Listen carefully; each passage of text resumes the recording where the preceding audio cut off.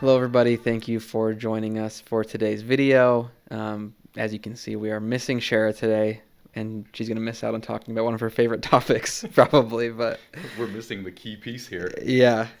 Uh, she'll have a video about this up too, you can check out. She's very knowledgeable about this kind of stuff, but we'll do our best without her.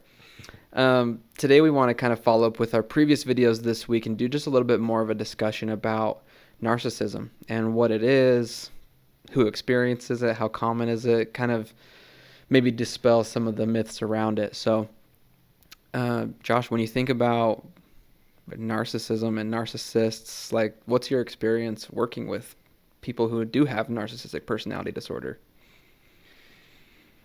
Would it come off too strong to say unpleasant? No, probably not. If you've watched some of the earlier videos, you know, one of the things that I tried to talk about in mine was some of the criteria to meet narcissism, which I think is very different than the way that is being thrown around in the world today, just like socially or culturally. Folks with a clinical diagnosis of narcissism, they can seem like really big jerks, right? They're focused on themselves. They lack empathy. In fact, I've even questioned their capability of experiencing empathy, which is the ability to feel other people's emotions, right? Senses of entitlement. And the one that I think is probably the most detrimental is a willingness to exploit others for personal gain. Yeah. And I think that, for me, is the hard part. So when I say clinically it's very difficult to work with someone with narcissism, it's because I too am a human being. I too have feelings, and they have no problem being entitled and exploiting my feelings for their own personal gain.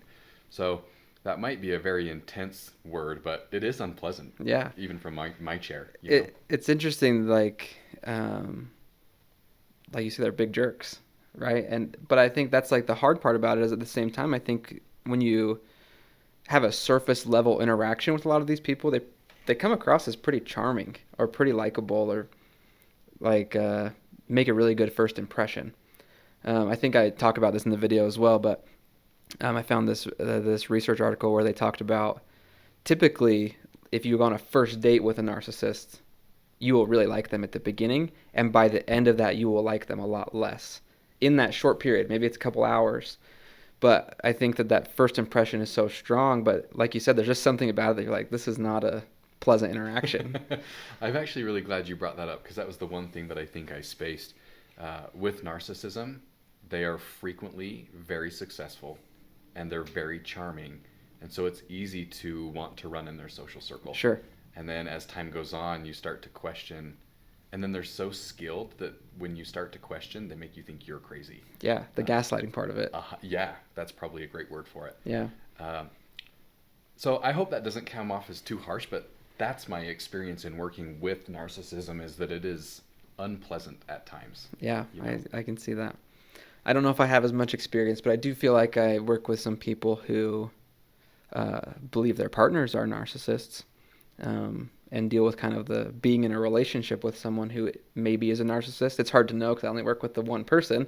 Sure. But that kind of brings me to another idea. Like, what are your thoughts on maybe why this term has like kind of gotten popularized, and why that's kind of like seems like a go-to? Like, if we don't like this person in this relationship, it's because they're a narcissist. I don't know that I have a great answer for this. I do think this generation, with these technological advances and things, everything's become so in your face and so aware. You can call it the TikTok kids. The TikTok generation. The TikTok generation.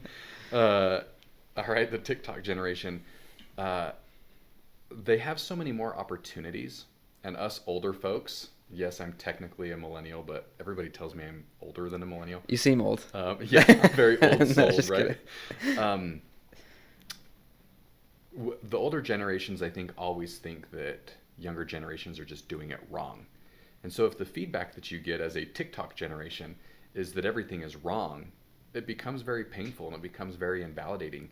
And so it's very easy to think that the people out there just constantly disagree with you. They don't understand when you're feeling anxious. They don't understand the pressures that you're experiencing. In which case, I think a lot of that's true. You know, some of the things that these TikTokers go through, I didn't have to deal with a lot of that. Like, can you think about your experience with COVID? All of these kids who immediately had to do online school. I took a couple of classes online in college and hated it, and that became 2 years of their Yeah, life. that was just the normal. You know, that is hard. So I think part of it is just the generations maybe not understanding or not experiencing the same thing, and a lack of invalidation, because there's that lack of empathy piece as a characteristic of narcissism. So I think that's a portion of it.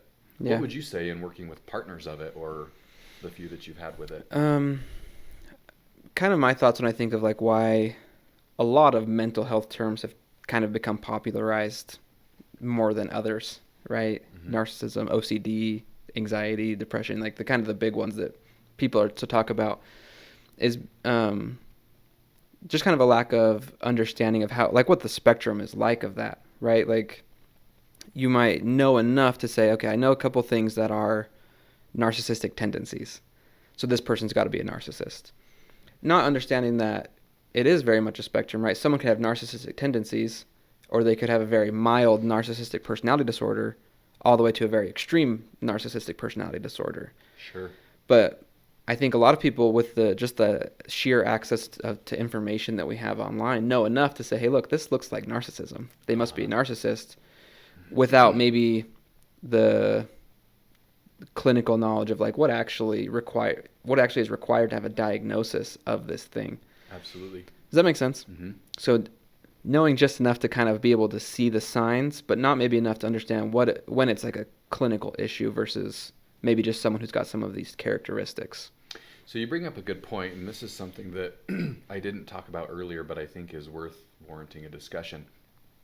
The question I'm going to ask you is, what kinds of things do you see in a relationship with narcissism? But let me preface this by saying I think there's a fair amount of truth to the fact that all of us like things our way. That does not necessarily make us a narcissist. Sure. Right? Yeah. I'll just use one example that my wife will probably beat me up over, but her and I occasionally, she'd probably say regularly, disagree with how we spend our money. If it were up to me, I'd pinch every penny, and she thinks I'm crazy for that. And so sometimes we'll disagree on the cost of the date we're going to go Sure. on, right? And I'm a little bit more of a forceful opinion than she is, and she's much more graceful. I don't think that I meet criteria for a narcissistic personality disorder.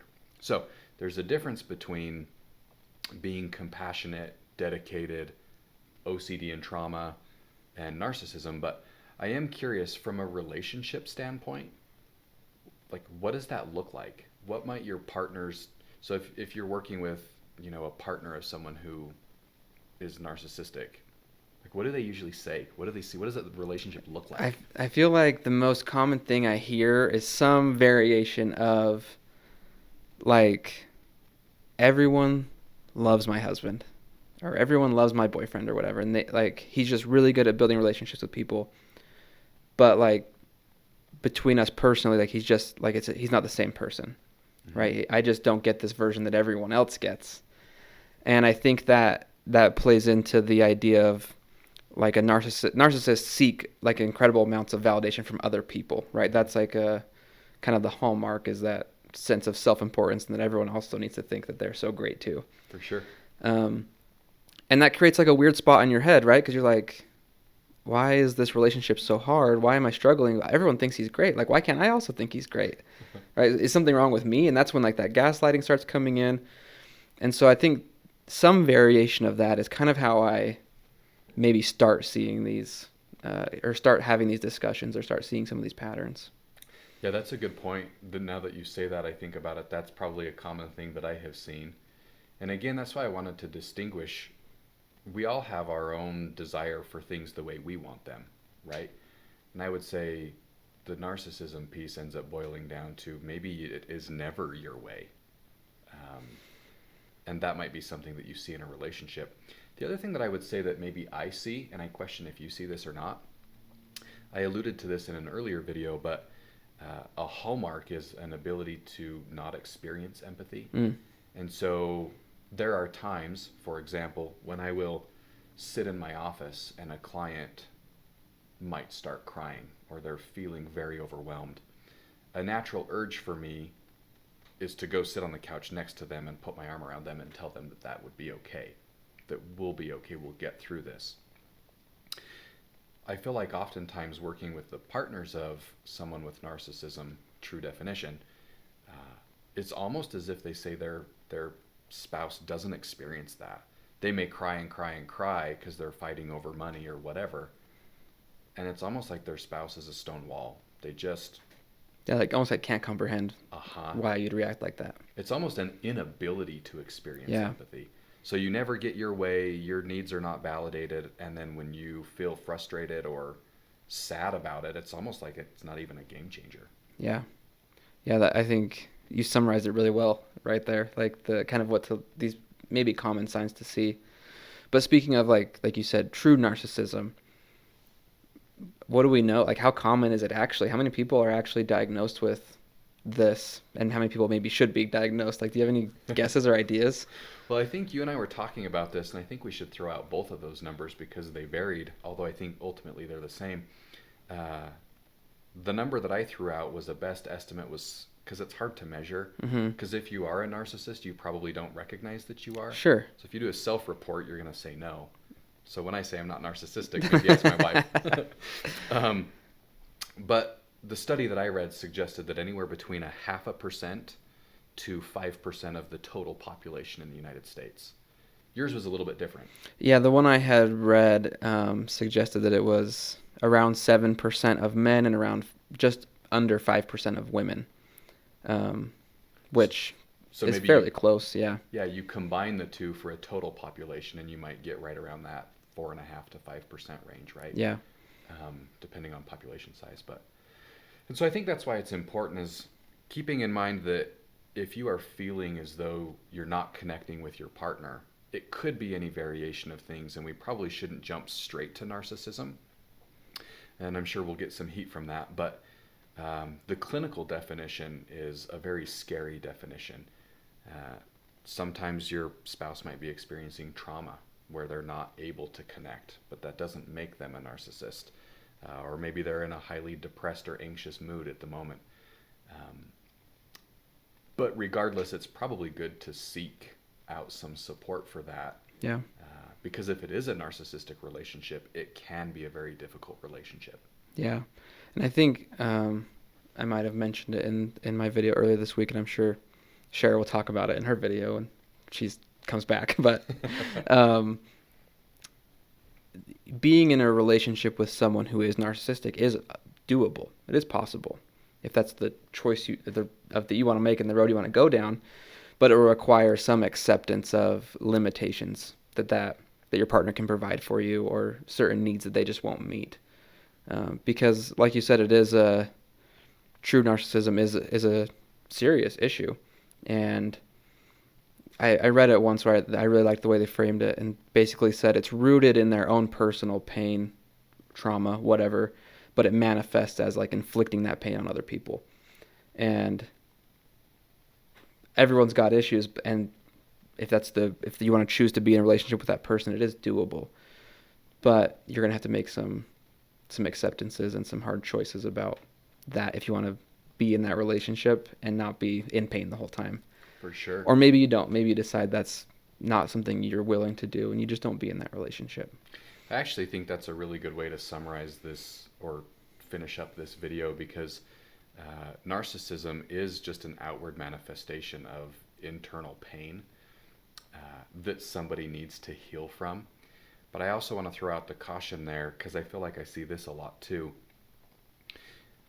It's very easy for lots of us to want to stick something out and help somebody heal. Mm-hmm. It's a very noble quality, right? And I'm not saying we shouldn't do that, but it's very tricky with narcissism. And so you kind of have to balance that very carefully between I'm going to stick with this person and support them versus recognizing that there is an exit ramp off the highway when needed. I think relationships where someone is a narcissist can quickly become codependent, where both people are sick, Yeah. and that's the only way it functions. Yeah. So I guess rounding it out is, they experience their pain too, and they need support.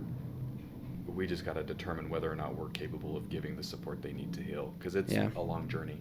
Yeah, and it's not worth letting yourself be sick as well just to maintain the relationship, I don't think. Sure. I feel like this is something we could probably talk a lot about. Sure. Maybe we'll come back to it one day. Yeah, that's right. Oh, thanks everybody for joining us for the video. Hopefully something was helpful. Hopefully you have someone to reach out to for support if you feel like you're experiencing any of this. Thanks for watching, and we'll see you on the next one. See you next week. Thanks.